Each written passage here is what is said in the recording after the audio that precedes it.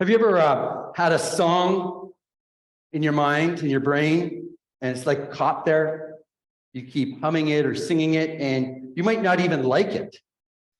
But there it is, just ringing around in your brain. Many years ago, I was living with my two sisters in Calgary. One of them was married, and her spouse, for no explicable reason, started singing a line from a soap commercial as she walked around the house. The commercial was for Zest soap. I don't know if anyone remembers this little beautiful ditty. You're not fully clean unless you're zestfully clean. I don't think I did it justice. You're not fully clean until you're zestfully clean. This became a plague around the family. Every interaction, at first it was humorous. At first we were doing it out of fun and play and stuff. But after a while, every single interaction was littered with, you're not fully clean until you're zestfully clean, and off you'd walk to do the dishes or whatever. And this ditty, hardly a song, it really goes nowhere and comes from nowhere, became old and tired very quickly. It became boring. The humor wore off, the wit wore off, and after a while, it held no pleasure at all, no joy, there was no surprise in it, yet we sang it over and over and over. And life can be like that sometimes, I think. We can find ourselves singing an old song over and over, one that brings us no gratification, no joy, and yet we continue as if from sheer habit. We just keep doing it because that's what we did before. In Psalm 40, we hear about a new song, a song that interrupts these old joyless songs. Now, of course, for the psalmist, the question was not of boredom, but of danger and threat. The old song was about peril. There is danger to the left and to the right. The psalmist describes her position as being in a pit with no escape, a miry bog, no foundation. It's like quicksand, right? There's no way you can stand. Dangerous mud. You cannot build a life, or really, you can't do anything constructive in such a place. By comparison, our boring songs might almost seem benign. Yet, within the dull routine of late capitalist society in which we find ourselves, there lurks a different kind of danger within these boring old songs. We may be bored, but we're still in a trap. Many of us find ourselves in a place of insecurity.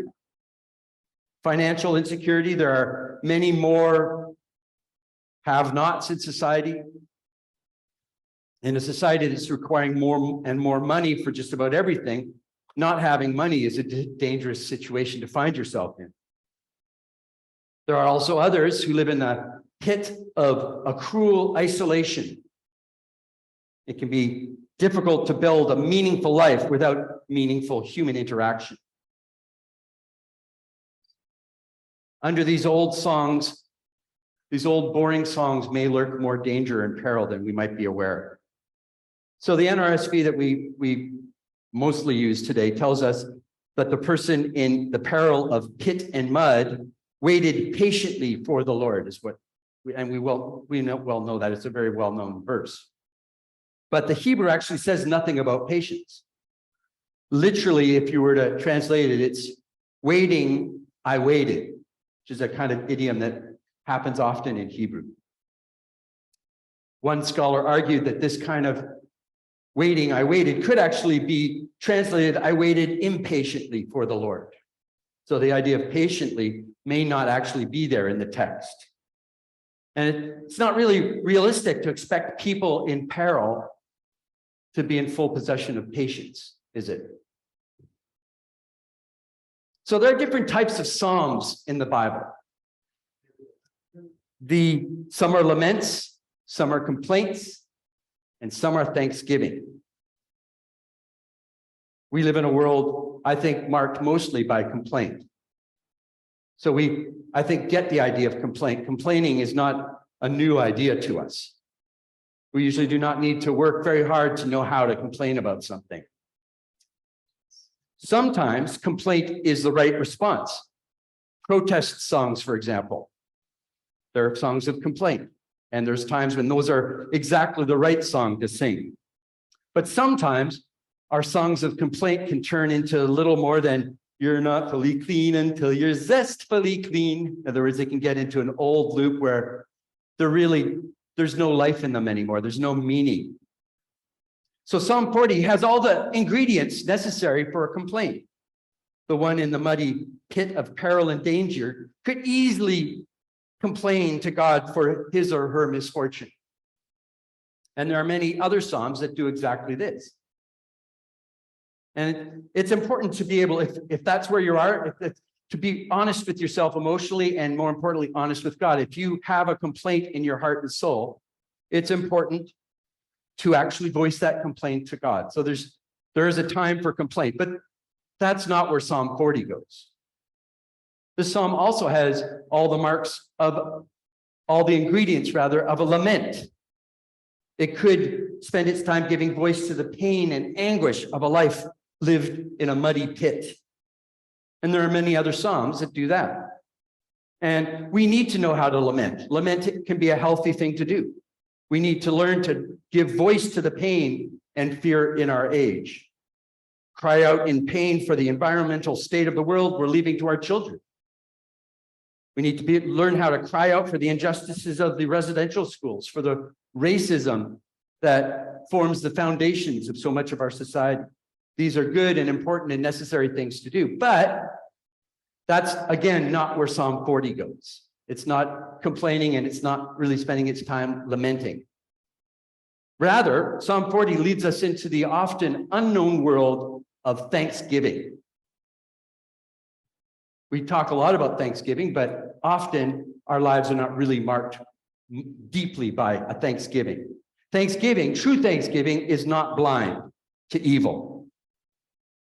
Thanksgiving doesn't turn a blind eye to the bad things that are happening in the world, but is drinking deeply of the well of the good. It remembers that at the core of reality, at the core of the world, what you find there is fundamental and profound beauty and goodness. And indeed, what is evil, really, if not the desecration of the good?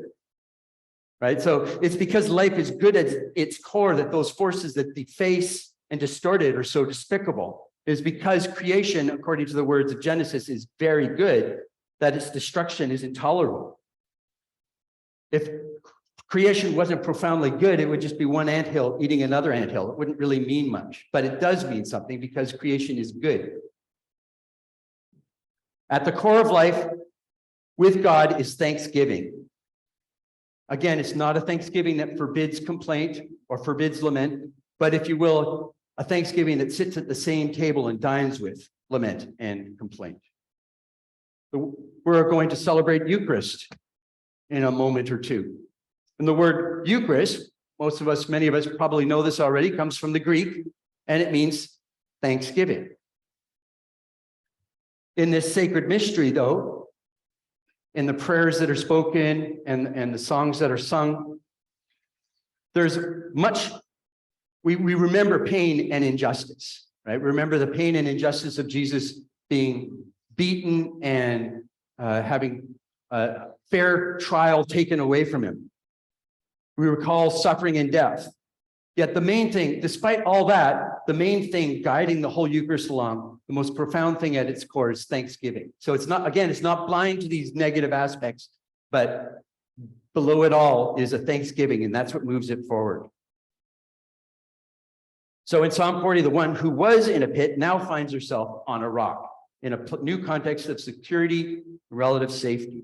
And this leads her to give praise and thanksgiving to the God who she believes made this happen. So to sing a new song is to celebrate a new thing that's happening in our lives. And it's not that the old songs or the old ways are bad. They can be wonderful. And it's not that the new songs have come along to replace the old songs. The new and the old are added up, as, if you will, into a catalog that makes the whole of our life. The old and the new. We bring out the old and we bring in the new. Sometimes, however, in church, we can become a little bit too partial to the old, to the point where we make no room for the new. And it's important for us to be able to embrace the new, but not let go of the old. While new songs are not there to replace the old ones that still bring pleasure, they can help us if we find ourselves stuck singing joyless commercial jingles, if you will, over and over. If the songs that we're singing, our lives are not bringing us pleasure and joy, a new song might be exactly the ticket.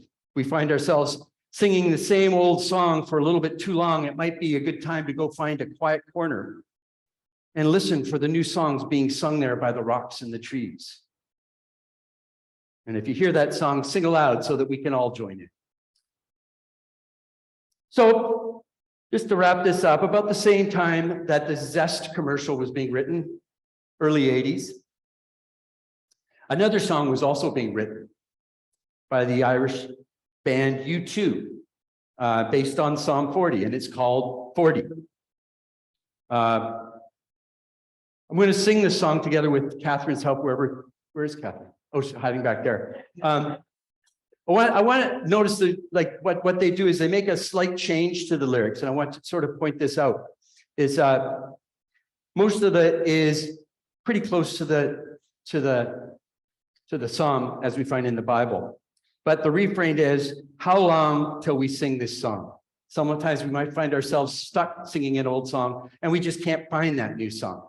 And so you see there, it's very clever how Bono, the singer of the band, turns this into a little bit of a lament, right? That's what a lament, or a complaint even. How long till we sing that song? God, how long till you make something new happen? How long do I have to sit in this old song? So it kind of bridges some of the gaps. It's a prayer that God, we were saying to God, we can't wait forever. Come and give us this new song now. So let's.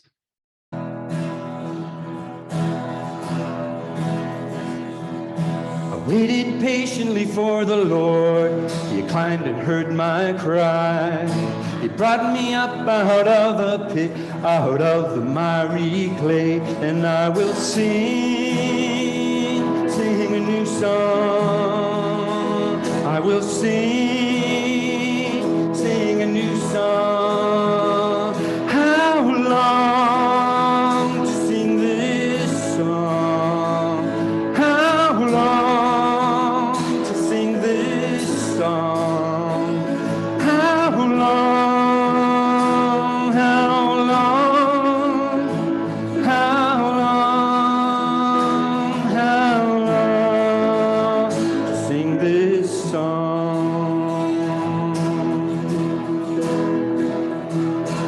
Set my feet upon a rock, made my footsteps firm.